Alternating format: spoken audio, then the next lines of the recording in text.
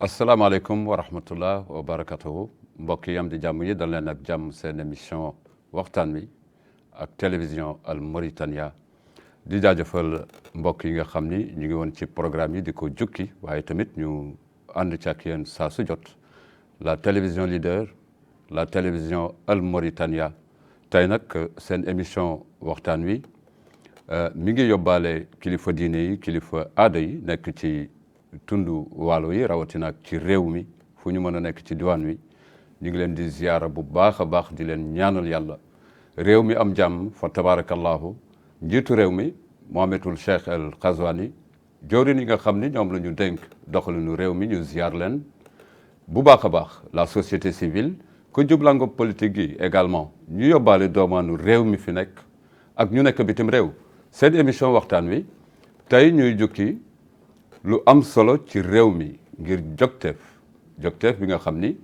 dafa tabbi ci ñi nga xam ni ñooy aju néew di doole yi nekk ci réew mi kilifa yi yor réew waaye itam seetlu porox ndoll yi ba doomaanu réew mi nu ñu toogee fu ñu mën a nekk ci réew mi tax ba li ñuy wax Tazour juddu mu nekk programme bu am solo bi nga xam ni njiitu réew mi moo ci teg loxoom di ko doxalal boppam di ko superviser mu mel ne mi ngi yemb jamono yi ñu dëkkmal ay mbir yu am solo gën a jóge askan wi nga xam ni ñoo ndóol ci réew mi am na solo ànd bi yàgg na waaye itam ku nekk ak sa cër ak li ñuy jëf ba tax na mbokk yi am di jàmm yi ñu dalal suñu waay Mokhtar Sy ku baax di ki nga xam ni cadre la au niveau de Tazour waaye itam muy jukki lu bare ci registre social bi nga xam ni ci la ñuy jukkee lépp li nga xam ni moom la ñuy saytu ci doomu aadama yi nga xam ni ñoom la ndool dal Mokhtar asalaamaaleykum wa rahmatullah wa barakatuhu waaleykum salaam wa rahmatullahi wa barakatuhu bismillahi rahmaani rahim wasalaatu wassalaam ala ashraf al anbiya wal mursalin bon maa ngi leen di jaajëfal bu baax ci teewaay bi ci invitation bi jërëjëf te maa ngi nuyu waa téléspectateur TVM waaw merci alhamdulilah kii nag nekk sama càmmoñ maa ngi koy ziyaara di ko dalal jàmm il est adjoint au maire d'Uxar Ousmane Bokar Thiam dalal jàmm sa télévision Al Mauritania asalaamaaleykum wa rahmatullah wa barakatuh maa ngi lay wax merci Wade monsieur Wade et maa ngi leen di nuyu di leen sant di wax merci beaucoup si invitation mu ngi di def ni et maa ngi remercier de part parce que ñoo ngi ñëw fii si ñoo ngi ñëw fii pour waxtaan si mbir mi que maa ngi sant di gërëm di wax monsieur le maire Mohamedoul Ali moo nu tax mu ñëw le maire de Tayarit moom mooy président des associations des maires de Nouakchott donc ñoo ngi koy nuyu de passage et di ko remercier bu baax confiance bu nu am te ñëw fi tey am na solo mbokk mi Mokhtar ñu ngi lay ziar bu baax a baax Tazour ñu ngi koy dégg boobu ba léegi mu doon mbir moo xam ni am na solo su bare lu nekk ci biiram yéen ngeen koy jukki di jottali gis-gisu njiitu réew mi mu am solo lool ñii di ko aw ci gox-goxaat yi l'association des maires yi nga xam ni ñoo wër réew mi tey jii am na programme yu bare yi nga xam ni dëkkmal ngeen ko waaye yu ci gën a am solo tey mooy li nga xam ni ci la nit ñi nekk actuellement muy dëkkmal goo xam ni fa tabarakallahu yéen ngi bëgg a jot ñi nga xam ni ñoom la ndóol jàpp Tazour boobu ba léegi ba jëmmi yàlla tey fan ngeen toll ci liggéey bi ak nu mu taxawee. waaw maa ngi lay encore jaajëfal ci laaj bi donc nu mu ko musoon wax fii ni Tazour la délégation générale de Tazour programme boo xamante ni taxawaayam mooy génn ñu néew doole yi génne leen ci ndool te délégation générale de Tazour programme la boo xamante programme bu yaatu la ci biiram am nay projet programme yu bëri par exemple programme Baraka boo xamante ni kooku taxawaayam ci wàllu AGR wala association wala di ndimbali waa coopérative am na ay programme yoo xamante ni ñu ngi koy wax par exemple Tekavul boo xamante ni moom taxawaayam mooy distribution de cash. yu néew dooleen daf leen di jox xaalis à chaque fois. donc am na aussi beneen programme boo xamante ni mooy Cheila xam naa waa téléspectateurs yi. xam nañ ko mooy programme CNAM bi. boo xamante ni defoon nañ fi lancement programme bi mooy prise en charge de 100 000 ménages pour programme.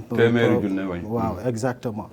donc am na beneen programme boo xamante ni dañ koy wax programme boo xamante ni dañ koy wax daari. muy les logements sociaux yi. waaw daari quoi. am na beneen ci biir Taazur nag. am na beneen direction générale bu ñu koy wax registre social. kooku taxawaayam mooy bind yu néew doole bi. mu ñu néew doole yi mooy recensement des ménages pauvres. ci biir Mauritanie yëpp. donc xam naa ni suñu toogwaaye tey mooy wax lu nekk ci temps bi. temps bi nag ñu ngi waxu programme Baraka. ci biir maire yi gis na nit ñi ñu ngi di rang. donc loolu xam naa diñu ci dugg bu baax. waaw muy ñaareel programme bi boo xamante mu ngi actualité bi mooy recensement des ménages pauvres au niveau des Nouakchott mooy bindu yu néew doole ci biir Nouakchott loolu aussi xam naa ci bind bi rek lay ñëw pour ñu ràññee leen waaw exactement am na ay anam dinañ ci ñëw exactement programme baraka bi nag am na ñaari volet bu ñu ubbi ci commune Mauritanie yëpp xam nañ Mauritanie y a plus de 219 communes 219 communes xam naa ni loolu la donc ci biir communes yi am na ñaari programme ñaari volet bu ñu fa lancé premier volet bi mooy microfinancement microfinancement des AGR mooy AGR mooy activité génératrice de revenus mooy koo xamante ni da nga am benn projet bu nga ko bëgg a taxawal mooy par exemple bëgg ubbi poulailler wala am projet de teinture wala ainsi de suite te xam nga ni yow néew doole nga te da nga bëgg am financement donc Baraka jox na la occasion boo xamante ni mën nga ci am financement bi financement bi du muy demee donc am na solo première étape bi mooy nga dem yow sa commune fu nga dëkk sa kër fu mu nekk fi sa commune da nga fay dem recensé wu ji amul dem beneen commune amul beneen dem commune bi nga dëkk waaw foofu ngay recensé mais recensement bi projet bi dañ ko programme ni 5 personnes muy 5 ménages juróomi mbindeef yu ne waaw ñu nag mën nañu am benn projet dem seen commune bind foofu il faut ma leeral nit ñi aussi bu ñu waxee 5 personnes waru nekk juróom nit yoo xamante ni ñoom ñoo dëkk ci benn kër dafa waroon nekk ku nekk ak këram parce que ménage la 5 ménages la ñu wax. chef de famille waaw 5 chefs de famille. 5 ménages boo xamante ni ñu ngi ci benn commune. ñoom ñoo waroon jóg seen première étape. muy dem au niveau de la commune. commune boo xamante ni macha allah waa. xam naa monsieur le maire dina dugg ci détail organisation bu ñu fa def. boo xamante ni am na solo c'est très efficace. dem recenser wu ji. donc boo ñëwee ci agent recenseur boo xamante ni waa Baraka. formé nañ leen ak ci plateforme boo xamante ni c'est informatisé dara duñ ko bind ci papier lépp ci ordinateur la yow koo xamante ni da nga ñëw pour recenser ce projet dañuy laaj ay laaj yoo xamante ni ci mbiru projet bi ñu laaj la ay laaj yoo xamante ni yow ci sa bopp ñu xam est-ce que yow dëggantaan néew doole nga walla du néew doole boobu plateforme la. plateforme bi moo fa teg ay laaj yoo xam ni. ay laaj moom ngay tontu. yow da ngay jox information. mais est-ce que prévoir ngeen les gens qui ne peuvent pas avoir accès ci réseau wala même l'internet ou bien. prévoir ngeen naka la ñooñu di def. plateforme bi face to face la. boo ñëwee au niveau de la commune di nga am foofu koo xamante en agent dafa toog dafa am tablette am rek. yow da ngay toog mu lay laaj ay laaj moom di remplir formulaire bi. face to face la. jàkkaarloo. donc da ngay toog moom mu lay laaj rek moom mu duggal information yi ci yow. ci ce projet bi comme ça ñu loolu la ñuy def en tout cas te loolu mooy dem léegi ci commune yi te dañu koy gis macha allah commune yi gaa nit ñi ñu ngi ñëw di def ay rang donc deuxième volet bi mooy crédit microcrédit mooy lebal koo xamante ni néew doole nga te xam nga ni fu nga nekk fi da nga bëgg am am prêt. prêt boo xamante ni dañ koy wax islah. prêt la boo xamante ni amul intérêt. donc prêt bi mun na dem ba 3,7 millions. plafond bi mooy plafond bi. mooy plafond bi. donc c'est la même chose da ngay ñëw aussi mairie. yow individuel la da ngay ñëw si mairie nga recensé wu ci. dafa am ay conditions nag. condition bi mooy il faut nga am garantie. garantie yow yaa xam. oto wala kër. loo xamante ni c'est palpable. donc da ngay joxe sa garantie rek ñu jox la crédit bi te crédit bi mën na nekk remboursable à 3 ans. d'accord et kii projet bi nag micro AGR bi nag dama bëggoon ma ñëwaat si tuuti. moom waaw moom financement mën na dem ba 1,7 million. mën na dem ba 1,7 million plafond bi mooy 1,7 million. xam nga monsieur Mokhtar xam nga projet am na koo xam ni mi ngi nekk ci yenn niveau yi dëkk fenn ci réew mi mais bu ñu déggee projet dafay mel ni tur bi moo rëy. naka ngeen di concevoir ngeen di gàttandoo ki nga xam ni dafa am mébét te mënu ko bind. c'est-à-dire mooy. xam nga boo nee projet bataaxal la. waaw ay orientation ñoo nekk ci biir. mais am na koo xam ni mi ngi quelque part en Mauritanie. niveau am eggul ci yenn yi. donc mu am xalaatu projet. kooku naka ngeen koy. waaw léegi nag Baraka. ci biir AGR bi. daf ci génn waat beneen AGR mooy AGR communautaire. kooku dafa concerne yoo xamante ci gox yi leen nekk.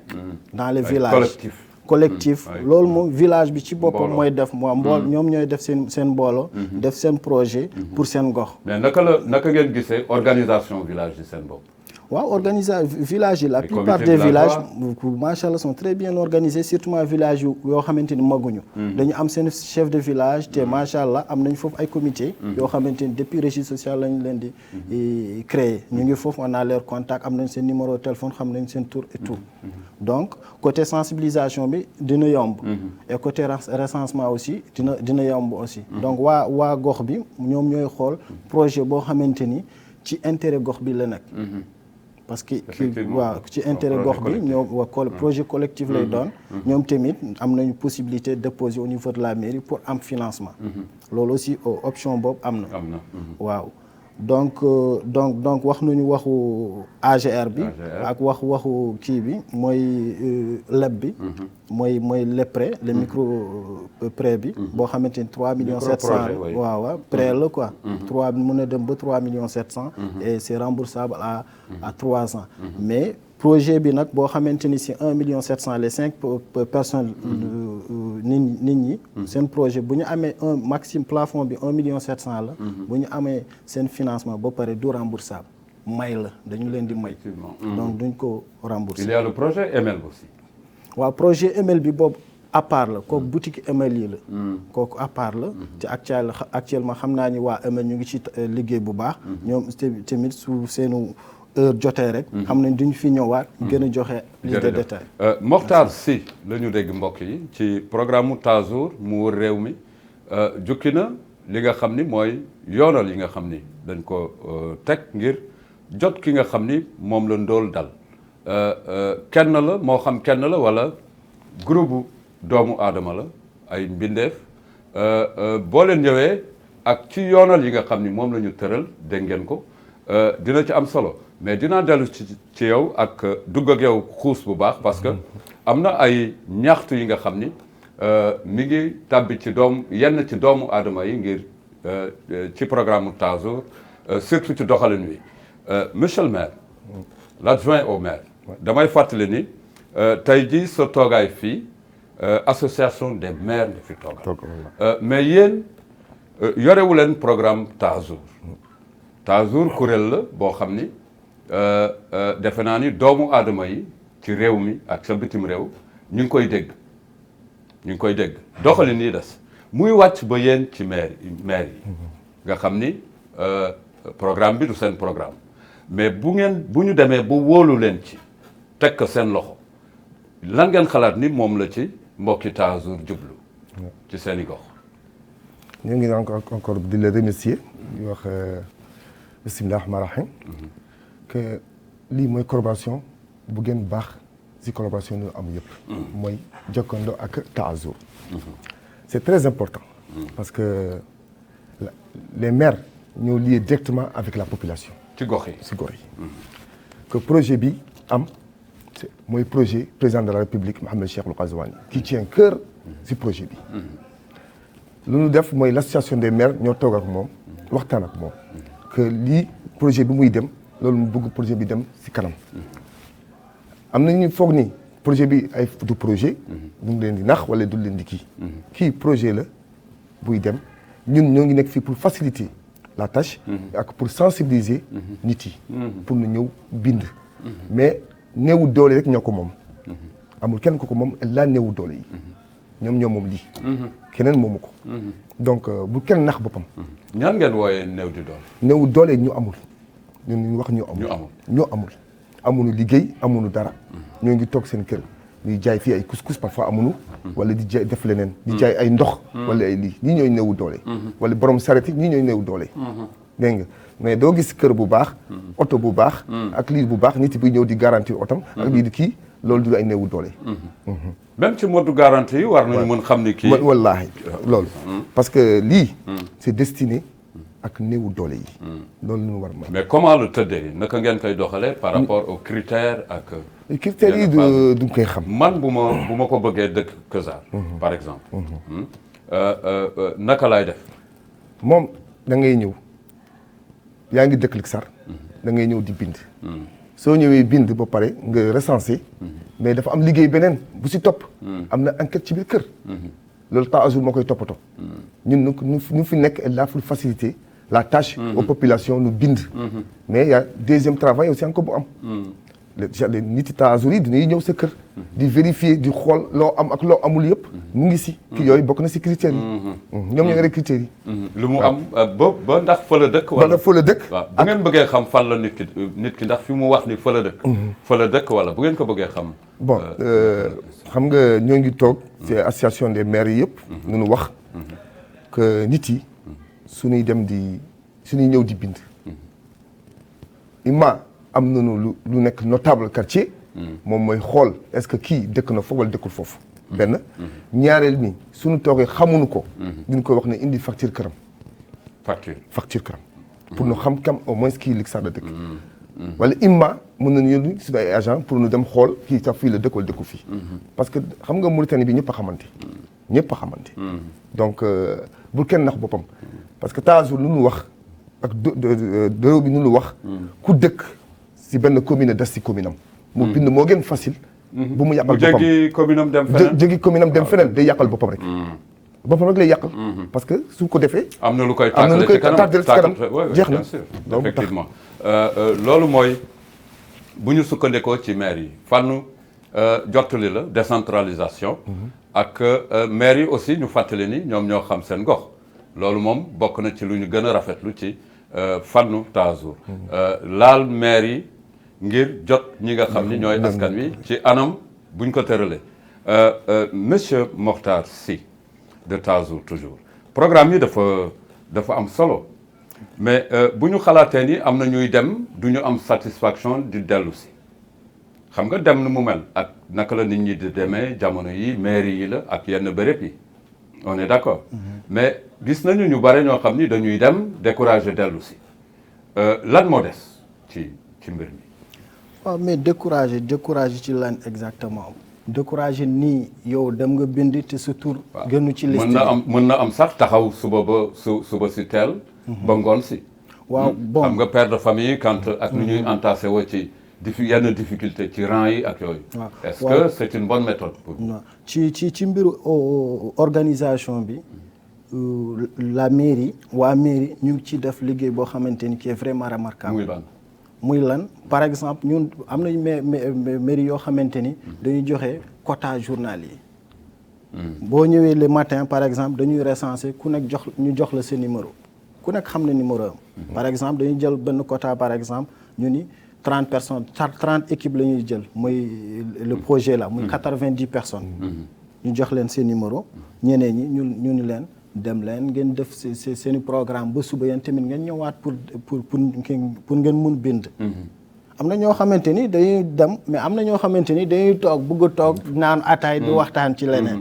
mais waa mairie quand même dañu am benn organisation boo xamante ni c'est très efficace te ci wàllu organisation bi dama ci bëggoon yokk leneen mooy mairie dañuy def boo xam des comités au niveau de chaque bloc parce que dañu créer au niveau de chaque commune dañ ko diviser par plusieurs blocs te chaque bloc pour que nit ñi mën a gën a xamante dañu créer benn comité muy par exemple imam juma bi jël 4 personnes ci bloc am mu xam bloc am fu mu commencé te bloc am fu mu jeexee mu essayer di def man Riyad laa nekk te mais macha allah xam nañ dañuy def benn réunion boo xamante ni waa bloc bi yëpp ñëw ñu ñëw expliquer leen programme baraka bi te dañuy dem ba benn instant boo xamante yow nit ki boo bëggee dem au niveau de la mairie pour déposer sa demande parfois seen président bloc mun na la jox certificat day bind nii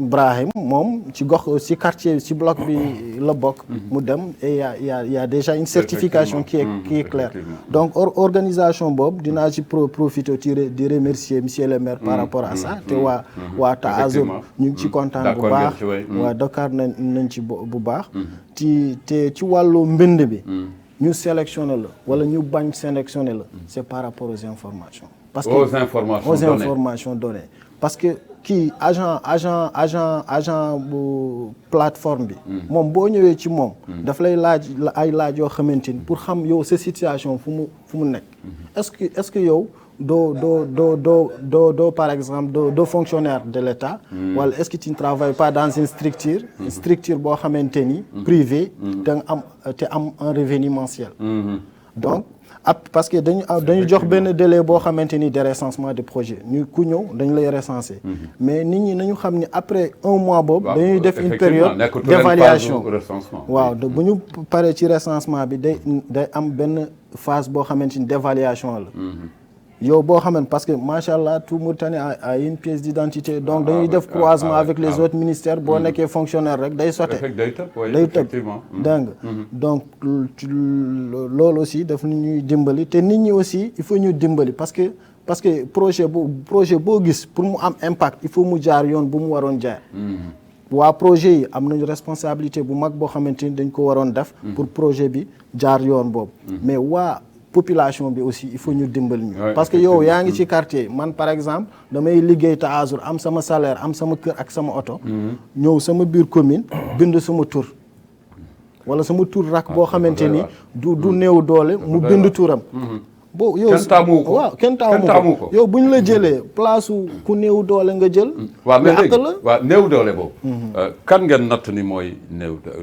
pauvre très très pauvre diggante boobu waaw néew di doole bi Taazur nag il faut monsieur le maire Taazur maintenant ñu taxawal ñu néew di doole boobu pour éviter yi ngay wax ni il faut ñu taxawal ko yan critère mooy permettre Taazur mu ràññee ni kii néew di doole waaw xam nga questionnaire bu mu la wax li waaw dafa am lu ñuy wax scoring boobu day calculatrice la day jël information yi di leen di croiser jox la note bi mooy définir yow sa situation te néew doole xam nga nit ñi daa am catégorisation même boo ñëwee ba foo xamante ni gox boo xamante ni wala quartier boo xamante ni ay néew doole ñoo fa nekk duñu ci benn ligne di nga gis koo xamante ni moo tane kii koo xamante ni moo tane kii mais bu ñu ñëwee seen quartier nit ñi fukki nit la ñu soxla da ngeen di xool ñu gën a néew doole yi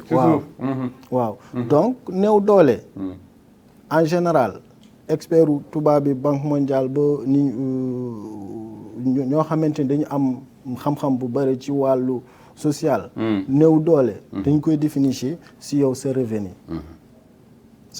parce que lu ngay liggéey loolu mooy tax nga mën a jënd lu ngay lekk lu ngay naan sa kër te am na valeur yoo xam ne bu ñu feeñee loolu aussi day feeñ sa situation mooy koo xamante ni yaa ngi toog am sa iPhone 11 ab ku am téléphone simple kooku boo gisee am na ay alerte la waaw ouais. donc ci sa am yow lu nga am nga kër am nga oto am nga téléphone am nga doo micro-ondes néew di doole yow doo newti doole ah oui mais ok. doo newti doole par rapport ak kii par rapport ak ko xamante ni mu ngi ni toog amul sax téléphone amul kër mu ngi si mbaar amul sax lu mu dundee waaw par difficulté en certain moment dañuy wax ni ñun yëpp ay néew doole lañu mais catégorie yu benn duñu benn yéen nag ci catégorie bu gën a nekk ci suuf ngeen nekk actuellement exactement ñu ngi ñaan yàlla mu gën a law parce que boo dimbalee néew di doole yaa ngi noppal ñu bare ñi nga xam ni fa tabarakallahu ñi ngi jàpp ni am nañ am na ko amul sax waaye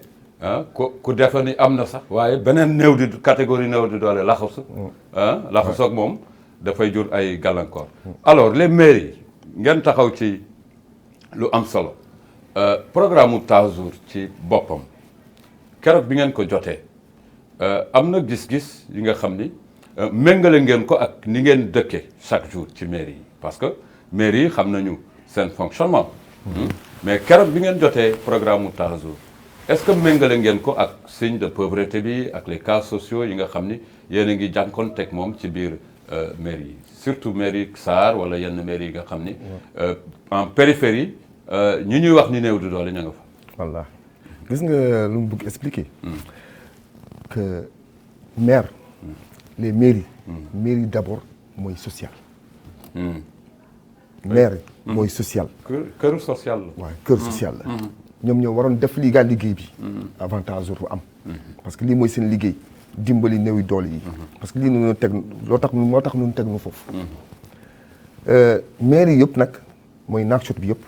ñu ma gis foo fekk dañu ngi am registre social ñun tamit am nañu ko am nañu des registres sociaux am nañu ay handicapés am nañu des aveugles loolu yëpp am nañu ko ci biir loolu moo tax chaque année suñuy def dara déjà ga am na suñu registre social am na ay projets yu bari nañu am si mairie yi parce que chaque fois ñoo ngi dimbali ñu ngi dimbali ndeysaan nit ku feebar wala kii mais soo ko gisee néewu doole comme monsieur Sy wax néewul doole yow yaa ngi lekk yaa ngi naan nga sant yàlla mun am na ku amul lekk amul naan moom nga war dimbali yow mi dëkkandoo ak benn dëkk nga yaa ngi am sa dëkkandoo yow yaa ngi lekk yaa ngi naan kee lekkul yow chaque fois da ngay jënd plate nga jox ko mais Tazour soo amee mooy projet Al Baraka bi soo amee yow doo lekk nga bàyyi c'est ça nit yi foofu la war def attention parce que c'est très important la mooy importance mooy nga dimbali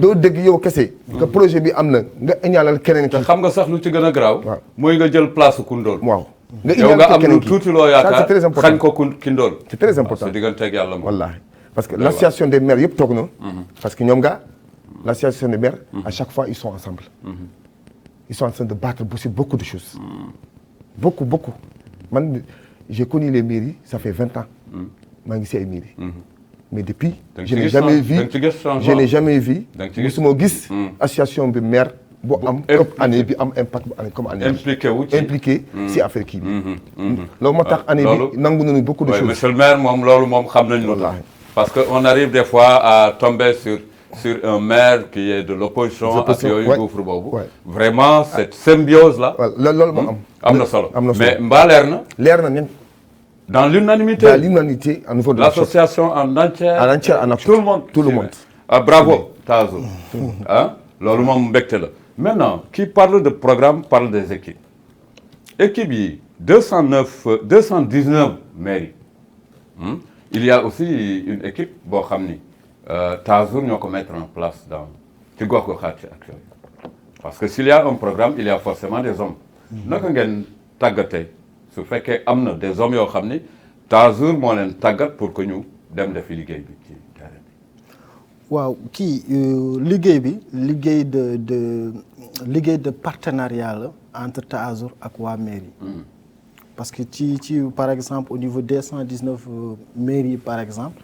dañu am jël ay agents de la mairie yoo xamante ni ñu former leen ci plateforme bi. donc point boobu xam naa ni bu mu si fàttee tuuti monsieur le maire dina ko compléter. donc dañu leen former ci plateforme bi. nu ñu koy utiliser nu ñuy stocker defee saisie information bi. donc au niveau de la des mairies yi. dañuy limiter ci saisie d'information. saisie d'information. saisie d'information. côté organisation bi. côté démarche yi kooku waa mairie ñoo taxaw ci loolu yëpp. ci organisation bi affaire bi ni muy demee. mais waa Baraka seen plateforme la ñu fa indi.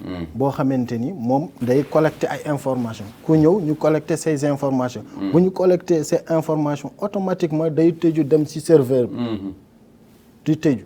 te amul par exemple yow boo fa ñëwee ma bind ces informations ba mu ko tëjee léegi boo demee mun ma ko ubbiwaat day dem automatiquement ci serveur bi. donc serveur bi aussi am na une équipe boo xamante ni centrale la kooku liggéeyam mooy xool di accueillir information yi. di les acquérir au fur et à mesure avec le temps. donc ci période de recensement bi bu demee ba jeex. waa équipe boobu dañuy jël information yi di def les tri. donc dañuy jël des tri catégoriser nit ñi yëpp. équipe nit ñi projet yëpp di leen di catégoriser. projet boo xamante ni projet bu gën a am solo. si commune bi. ci nit ki. su projet yooyu la ñuy mettre en première.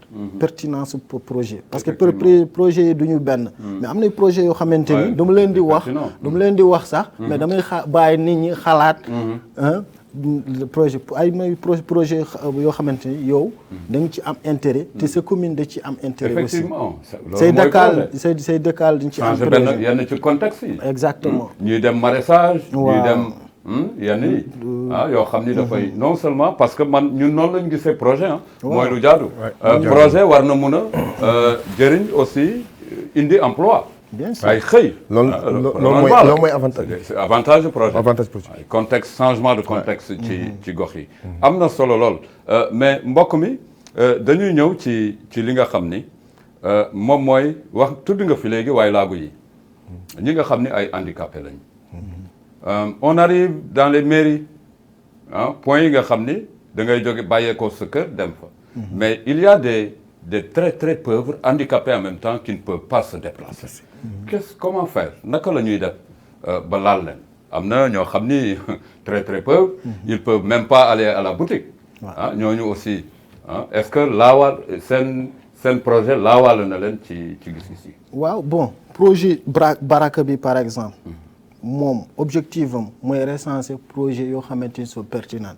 yow koo xamante ni ku néew doole nga te handicapé nga yaa ngi sa biir kër te wax naa sànq ni waa mairie dañ def organisation boo xamante ni si par bloc la yow nga xam seen chef quartier xam ni yow projet bu nga am li projet bu satisfaisant la projet bu pertinent la mun ko informer bu mu contacter ak waa mairie xam naa ni ñoom seen objectif muy taxawaale genre nit ñi dimbali leen bu ñu mën a recenser donc soit moom ñu jël ko jox ko moyen de déplacement mu ñëw ba mairie recenser wu wala ñu xool lu ñuy def mais solution bi moom day am rek dafay am rek c'est pas parce que yow handicapé nga rek amoo moyen de déplacement et ci exclu donc du tout parce que questionnaire bi ñaari bloc ñoo ci nekk bloc boo xamante ni ay laaj la ci concernant projet bi xool projet bi est-ce que c'est intéressant deuxième bloc bi mooy ay laaj yoo xamante ni di xool yow est-ce que néew doole nga wala doo néew doole donc loolu la donc c'est ça quoi donc projet bi exclure wul kenn koo xamante ni am nga gis-gis ci sa projet xam ni projet bi di nga ci am intérêt sa commune di nga ci am intérêt da ngay xool solution bu nga munee déplacer ba ñëw inscrire wu mode de garantie bi dal na sa xel monsieur le maire mode de garantie boo ndoolee nooy amee garantie non moom monsieur le maire avant ngay ndool yaa ngi am garantie n'est-ce pas muy ban donc avant ngay ndóol da nga am garantie qui sont des pauvres mais yow da nga ñëw nga jógee sa kër pour def benn projet pour liggéey ko waaw donc fekk doo sa dëgg la nga nekk da nga koy liggéey fekk du sa dëgg nga nekk yow yaa tooñ sa bopp parce que liggéey léegi maa ngi ñëwaat ci question kii lu mu doon wax sànq pour les handicapés yi parce que lii question pertinente la les handicapés ñun lan doon def handicapés yi duñu doon déplacé gis leen que projet bi ménage nañu wax 5 personnes moom kese mënul def ordinateur bi seen plateforme bi 5 lay demandé mais su amee doom mun na jël place am parce que si ménage bi la dëkk su amee rak mun na jël place am loolu mënul dem def mais fekk ñoom 5 nunu ay handicapé nunu loolu c'est très difficile parce que projet ni ñu koy defee il faut ñu dem dimbali leen. nekk ak ñoom. ñun on peut se déplacer. on est là pour ça. parce que nous on se déplace pour les handicapés. effectivement même suñu ñëwee mairie. ñun dañuy wàcc ñëw ba si biti fekk leen foofu. taxal di waxtaan ak ñoom. jërë ngeen jëf mbokk yi ñu ngi dalal Mokhtar Sy bokk ci Taazour dégg ngeen ko li mu jukki jëm ci programme yu am solo juróomi pàcc yoo xam ni ñu ngi jëm ci aji néew di doole yi waaye bu ñu nekk nii mu waral tax askan wi ñu ci bare jóg ngir jege ji mairie yi moom mooy albaraka bi nga xam ni boo amee mbooloo toll si juróomi mbindeef ngeen am mébét bu am solo boo xam ni du yam ci yéen bu ñu demee ba weccooku ko ak yéen defal leen li ngeen bëgg ci xeetu mébét yuy jur koom day fekk ni mu mën changer benn contexte soppi ci dëkkuwaay yi wala ci wareef yi ak ci toogaay yi ci gox-goxaat yi am na solo lool mbokk yi am di jàmm yi mbokki régie la ñuy àndal ñu jox nu suñu élément buñ ci xuusee dinañu gën a gindeeku ci li nga xam ni moom la ñu nekk ak mbokki Taazour ginnaaw bi nga xamee ni association des maires taawu na mbir mi ngir décentralisation wala gën a jóge askan wi ñu ànd ak régie ñu jox ñu suñu élément. kuréel gi ñu tuddee Taazour di xeex lépp luy ñàkk ak ay jeexitalam fii ci réew mi lëkkaloo na ak jëwriñ ju ñu dénk wàllum biir réew mi ak mbootaay yi boot meeru gox-goxaat yi fii ci réew mi ngir daal di saytu limu doomaanu réew mi nga xamante ne ni dañoo ñàkk te néew doole ci noonu fépp rek ci réew mi dem nañ fa lëkkaloo ak maire yi ñi nga xamante ni nii dañoo néew doole ñu daal di leen di bind bokk na tamit ci ay porte à porte yu ñuy def ngir saytu nit ñi seen nekkin seeni biir kër ba xam dañoo ñàkk wala déet bu ñu ñàkkee ñu daal di leen di bind nguur gi seet nu mu leen di jàppale ba génne leen ci anam yooyu le ñuy dundee ginnaaw nag réew mi fépp léegi egsi nañu fii ci Nouakchott ñu daal di door tamit bindu bi nañ ko amale woon ca goxaat ya ginnaaw gi loolu nag ñu daal di tëral ab projet bu bees daal di koy duppee baraka boobu ñëw rek fekk ci biir Taazour yeneeni projet yoo xamante ni ñoom ñëpp ñu ngi ko jëmale ci askan wi daal di xeex lii di ñàkk ci ñoom fii nag ci Nouakchott bindu bi door na fépp foo dem ci mairie yi di nga fa gis doomaanu réew mi gàddu seen ay këyit di lëkkaloo ci ay limu juróom ngir nguur gi daal di leen di dimbali waaye nag ngir xamle leen ak projet boobule di baraka seen télévision Al Mauritania dina ànd ak ay ndawal Taazour ngir rek yéen ñëpp dara bañ leen ump ci projet boobule ak tamit naka ngeen di war a mën a def ba daal di ciy bokk ki ci bokk tamit ak ki ci bokkul daal di mën a xam boppam. voilà Ndeye Fatou Mineur merci beaucoup ñu ngi lay ziyaara bu baax a baax ci élément bu am solo boobu bokk na ci li nga xam ni moo ñu fi toogal mbokk yooyu am di jàmm yi pour ceux qui viennent de nous prendre en cours ñu ngi waxtaan ci programme mu Taazour yi nga xam ni programme yu mucc ayib la rawatina ci li ñu nekk bi ko association des maires tawo mbir mi dafay nekk leneen ab déggoo waaye itam gën a jóge askan wi wax nañ ko léegi kilifa gi Mokhtar dañuy jukki lu mel ni registre social ak di leen faral ngeen di dëkkmal jóge askan wi ci porte à porte bu ñuy waxtaan ci registre social bi lan ngay. waaw sànq wax naa ni ci biiru délégation générale de Taazour am na direction générale bu ñuy wax direction générale du registre social. taxawaayam mooy recensement des ménages pauvres. mooy taxawaayam mooy bind ñu néew doole. ci Mauritanie yëpp. ci kër yi. ci kër yi ci Mauritanie yëpp. te registre social déjà bind na néew doole yi ñu nekkoon ci Mauritanie yëpp ba des Nouakchott. ah oui gox-goxaat yëpp. gox-goxaat yëpp. donc. mais naka ban méthode. waaw ngeen jeexalee. waaw bind recensement bi nag nu muy demee.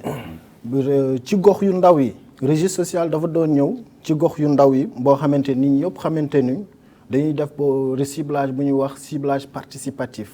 participatif mooy lan waa gox yi dañuy participer ci bind bi dañuy ñëw ci gox bi def lu ñuy wax AG assemblée générale ci gox yu ndaw yi ñu toog waa gox yi ñooy toog ñu xamal leen ni ñoom ñoo ñu gën a xam seen gox ñoo ñu gën a xam ñu ku fi nekk néewu doole ak ku fi nekkul néewu doole ci biir toogwaay boobu ñu créé lu ñuy wax comité de sages ci biir gox yi waa gox yi waa ñoom ñoo jël ñetti nit wala ñeenti nit ci seeni gox ñoo xamante ni xam nañu waa gox yi ñu créer seen comité donc ci toogwaay boobu aussi dañu leen di xamal ñu wax ñu seeni critères parce que gox yi duñu benn boo jëmee gox yoo xamante ni dañuy def agriculture ñoom dañuy am seen critère de sélection ñoom ñoo xam seen mébétu bopp waaw nga laaj leen yéen seen biir ban critère ngeen mun xam ni kii ku néew doole la ak ki ñu néewul doole ñu jox ñu critères yi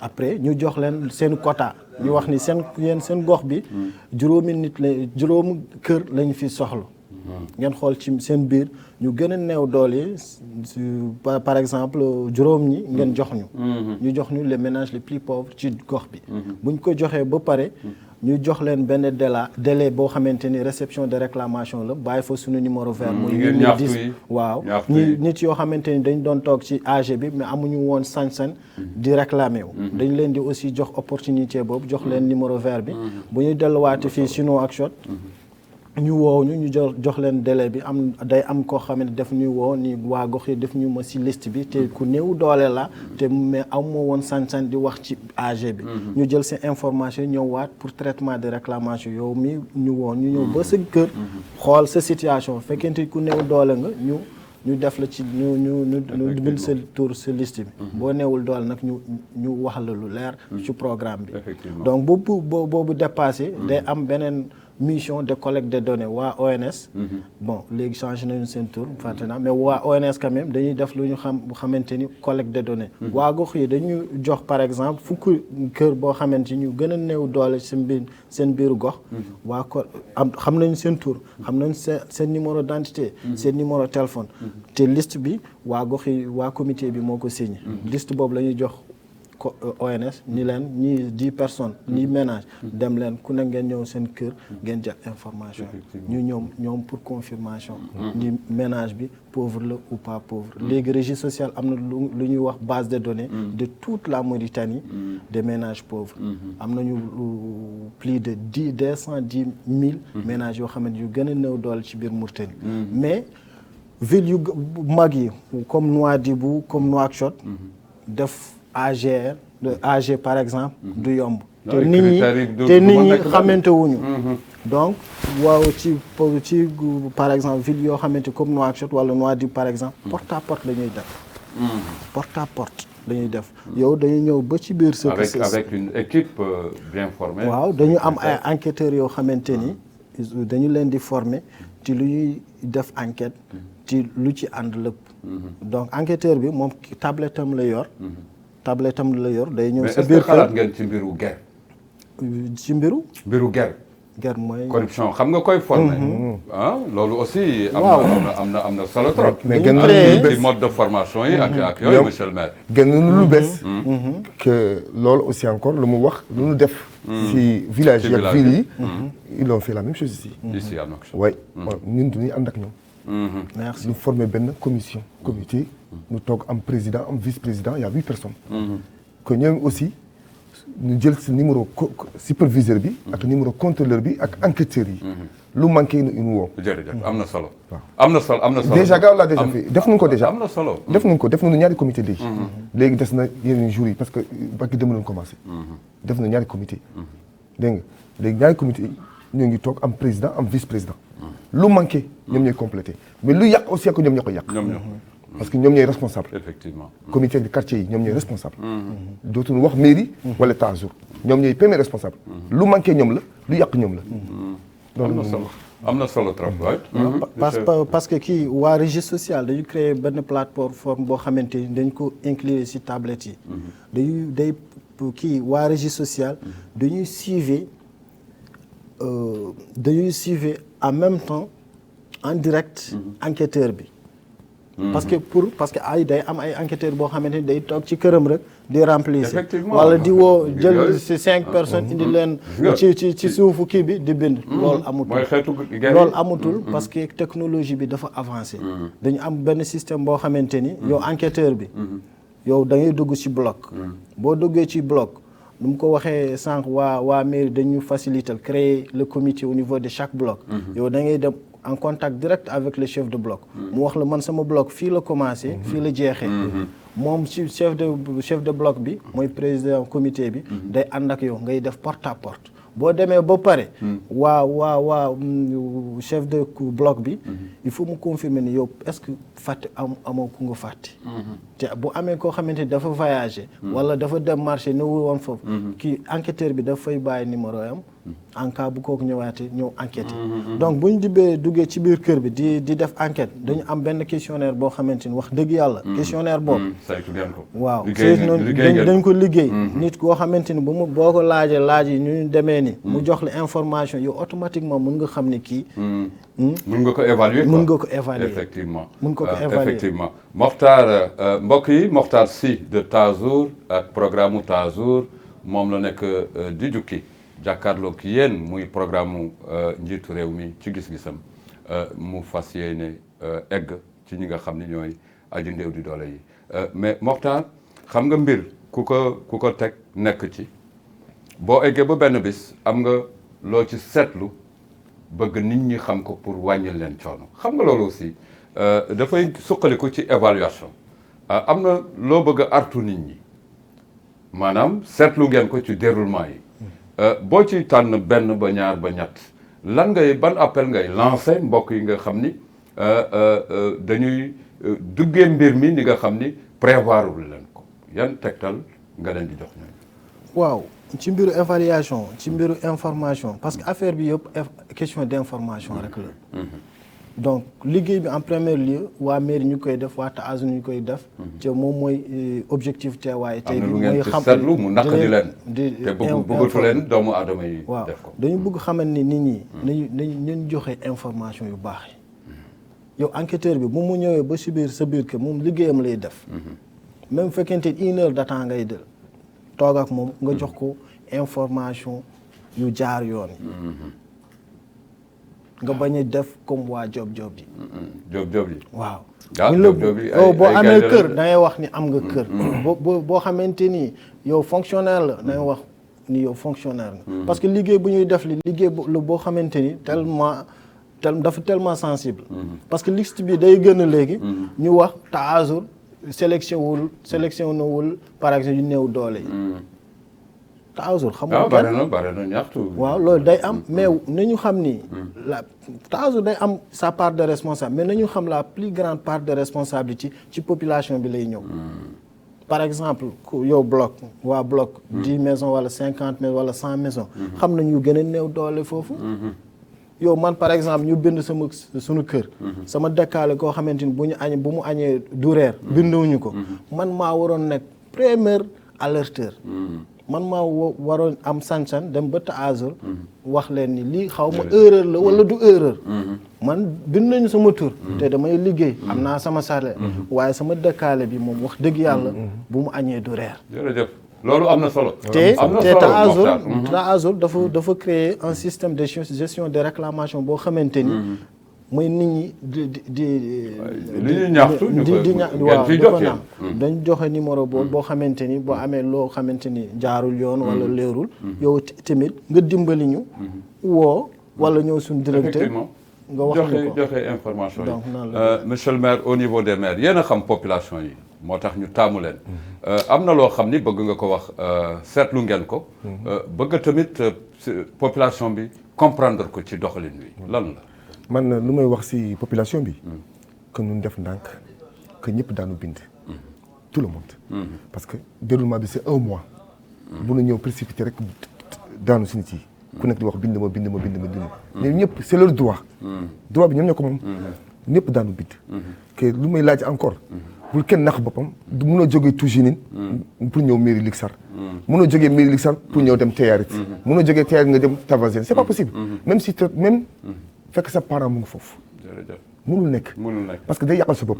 Il y a aussi le cas de vaccination. Oui, il y a des cas de vaccination. ñàkk yi am na. parce que ñàkk yi gars. balaa ñu lay bind c'est pour te protéger. nga protéger sa bopp nga protéger sa doomu aadama yi. parce que tout simplement mënoo ñëw que gouvernement bi yëpp du président de la république génne que ñëpp dañu war a ñàkk. Mauritanie bi yëpp war a ñàkk. loolu nag noonu moo tax mu génne lii. la prise en compte aussi de la Covid. la Covid pandémie bi est-ce que ni gars yi di range ci mairie yow constaté ni mairie bi day bari nit est-ce que ça participe pas. bon ça participe pas mais lii loolu moo tax Mauritanie bi yëpp war a ñàkk. ñàkku. ñàkk bi ñëpp Mauritanie bi yëpp. yow daal c'est le vaccin. c'est le vaccin qui compte. parce que déjà gars le gouvernement mu ngi si. campagne de vaccination. donc campagne de vaccination bi lii. c'est un avantage là c'est pas notre c'est leur avantage là. dégg nga loolu moo tax ñu demande ñu vacciné. Mokhtar sa kàddu yu mujj jëm ci askan bi ak programme bu taw.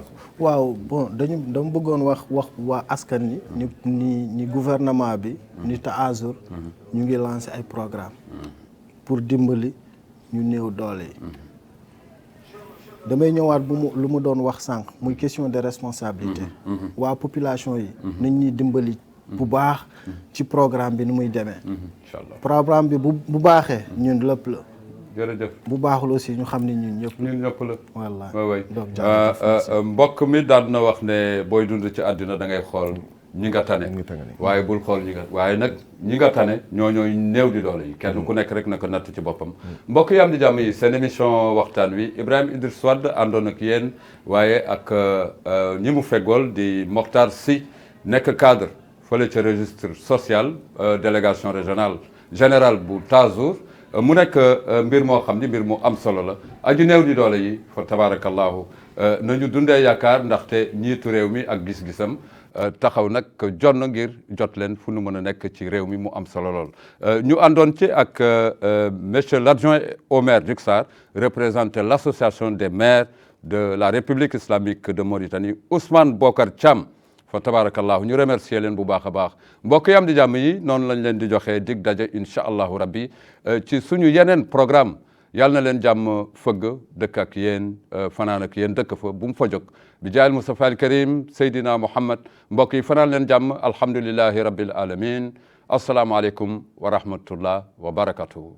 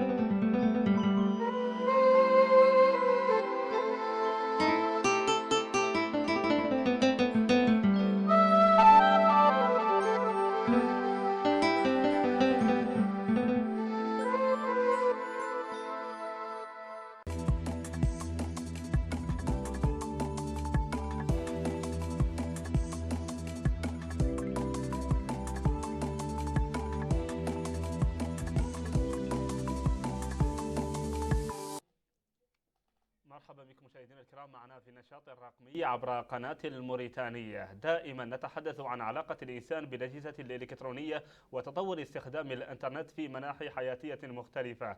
هذه المرة سنتحدث عن تطور الحراك الاجتماعي وتطور علاقة الإنسان بالإنترنت من خلال معرفة أساسيات التربية الإعلامية وأخلاقيات النشاط الرقمي، وهو توجه أراد الخبراء أن يصنعوا له مناهج تربوية خاصة ومناهج علمية لتدرس في الجامعات وحتى بعض المؤسسات التعليمية الثانوية والابتدائية.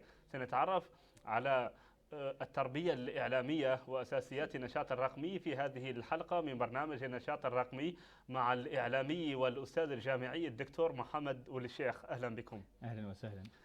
مشاهدينا الكرام، نلاحظ تطور توظيفنا للأجهزة الإلكترونية واستخدامنا للمنصات الرقمية المتعددة. هناك محتوى رقمي هائل بصناعة أجنبية وبصناعة محلية، لكن هذا أدى إلى اختلاف هذا المحتوى باختلاف الاهتمامات وتعدد التوجهات والإيديولوجيات الفكرية. لذلك كان لابد أن تكون هناك مناهج للتربية الإعلامية تحث على أهمية استخدام الأجهزة الإلكترونية على النحو السليم والصحيح المفيد للمستخدم الفرد والمستخدم المؤسسة حتى. ثم إن هناك أساسيات أيضا للتعامل مع المحتوى الرقمي واستقباله بأشكاله المتعددة. ثم إن هناك أيضا طرق أخرى وآليات